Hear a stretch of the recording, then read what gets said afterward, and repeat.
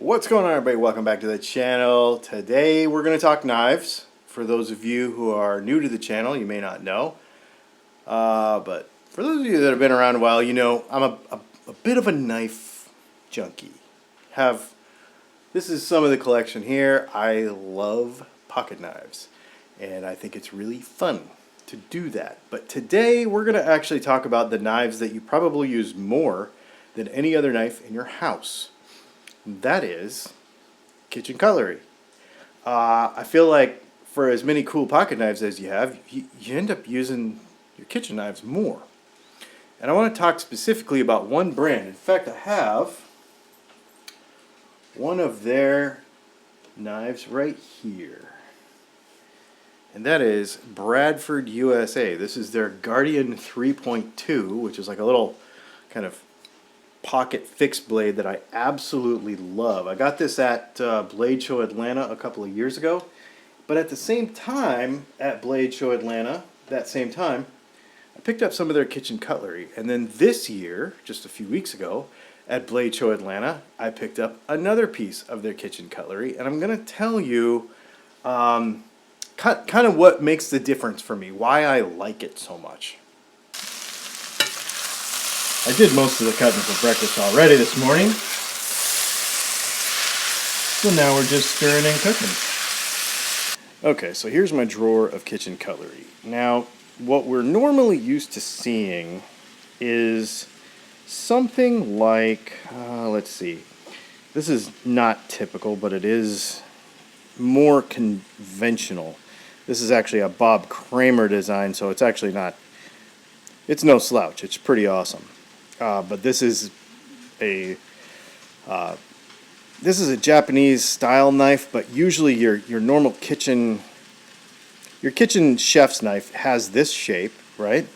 And the blade thickness is usually a little thicker, and the hardness of the steel is typically a little bit softer, right? But they're pretty heavy duty, and you can kind of just run them through just about anything. I'm not saying this knife is not special. I absolutely love it. I'll leave links to all these knives where I can find them anyway. Some of them I can't because... and I'll leave a link to this knife storage thing. I absolutely love it. Most of my knives are actually these hand-forged Japanese deals.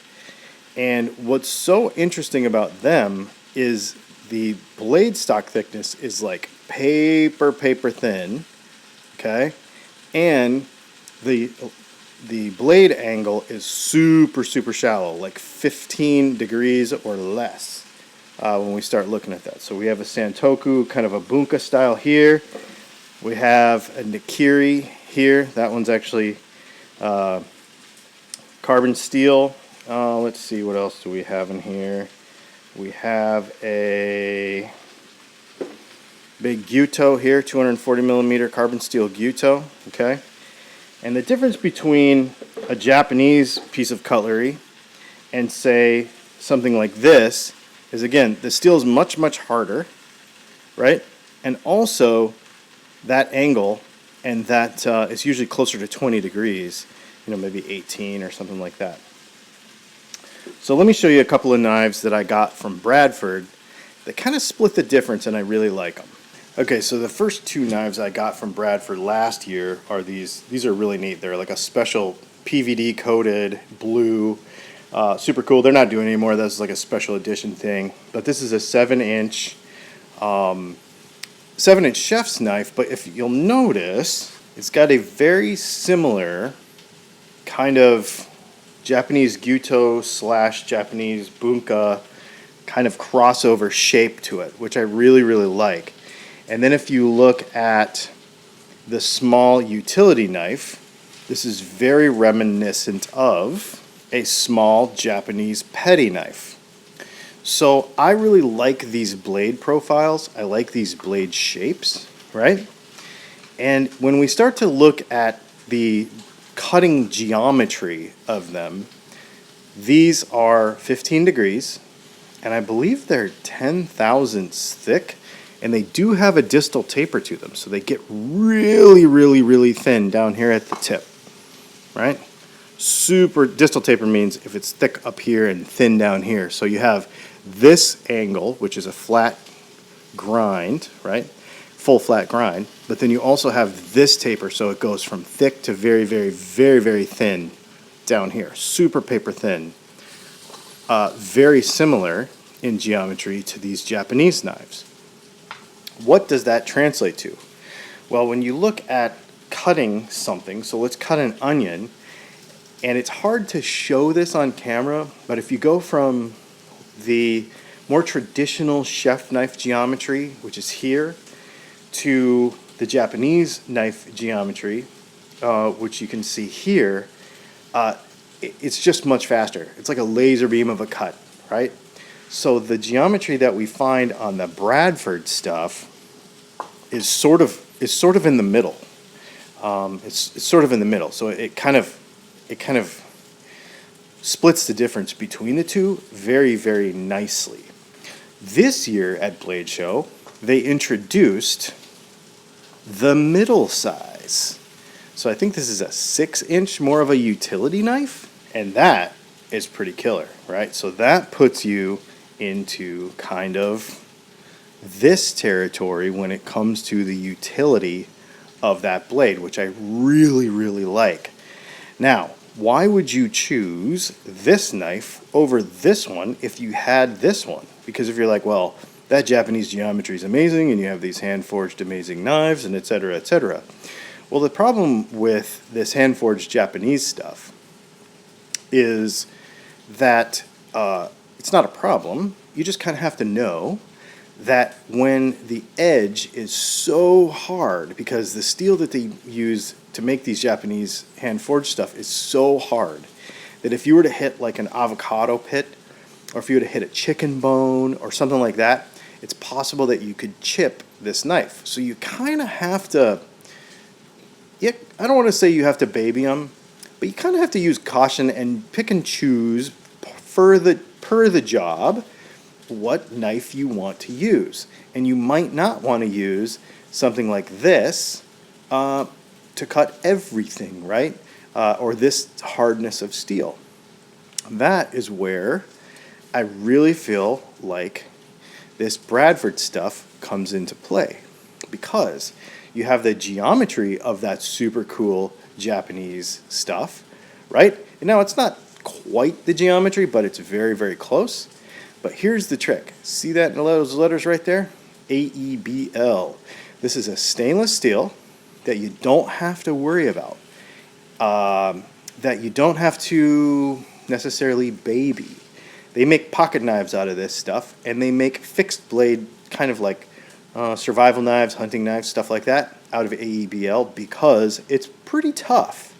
So, can you hit an avocado pit with this and not worry? Yep. Can you hit a chicken bone with this and not worry? Yep. And where you kind of have to learn some stuff to be able to sharpen and touch up these knives to get them to their best, AEBL is wicked easy to sharpen. It's wicked easy to maintain and keep sharp. Now here's what I'm going to tell you. I've only had this knife a couple months. I've had these knives for almost 2 years. I've only ever had to touch these two knives up a couple of times in 2 years. And this little guy right here is Leslie's favorite kitchen knife of all time. She uses it for everything. This has hit and cut many things that it should not have cut. We have granite countertops. It has been dropped. It has been abused. It has been messed with. And it is fantastic. Now, never put good kitchen cutlery in the dishwasher. But what I will tell you is, if you, let's say you cut something, you use it for something, and you don't get right back to washing it, and it sits on the counter for a little bit, these micarta handles and this material will be just fine. Yeah, the handles are super maintainable, and you can see there's a little special tool they use, but they have a bunch of different colors available on their website. And not to mention just this, but the folks at Bradford are the nicest people ever. If you ever get a chance to go to a knife show where they are, or you deal with them, they're the nicest people ever. These knives, they're not incredibly inexpensive, but they're also not expensive. Here's the thing. If you're going to spend a couple $100 on a good pocket knife, why wouldn't you spend a couple $100 on a good kitchen knife? I think on their website right now, if you're watching this when I'm making this video in June of 2025, they've got like sets, and they're a super good deal. And they've got steak knives, which I don't have, which I kind of want to get a set of their steak knives because I really like them, in a bunch of different colors. I really like these things. These are the utility knife of the kitchen.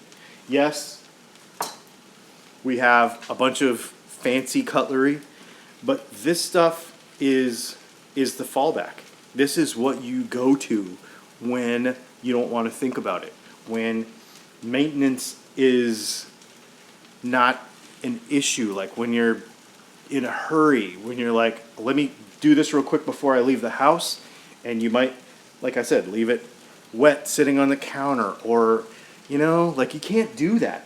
Let me show you something. You see this like tarnished area on this Gyuto right here? This is because I cut 2 onions with this, and it was left for about 20 minutes, and which I like. I like the patina. It doesn't bother me at all. I think it's awesome. But this is what happens with a knife like this. It's a little bit more high maintenance. You have to kind of deal with it. You have to oil it every time you use it, etc. But not with this stuff. With very similar geometry, not quite, but very similar. I cannot tell you how much I love it. I do not have affiliate links. I am not making any money from this video. This is not, but I told her when I saw her at Blade Show, Nicole, I said, you know, your kitchen cutlery deserves more attention. I'm going to make a video about it since we bought this knife this year, and I'm going to share it with people because I love it. They don't pay me. They didn't ask me to. I do not have, like I said, I'm not getting anything from this. But let me tell you, you should try it. Made in the United States. Also available in Magna Cut. I just got AEBL because I already had AEBL and I like how easy it is to touch up. I just use a ceramic rod and a strop. Actually, I use a leather strop most of the time. And it's back to good.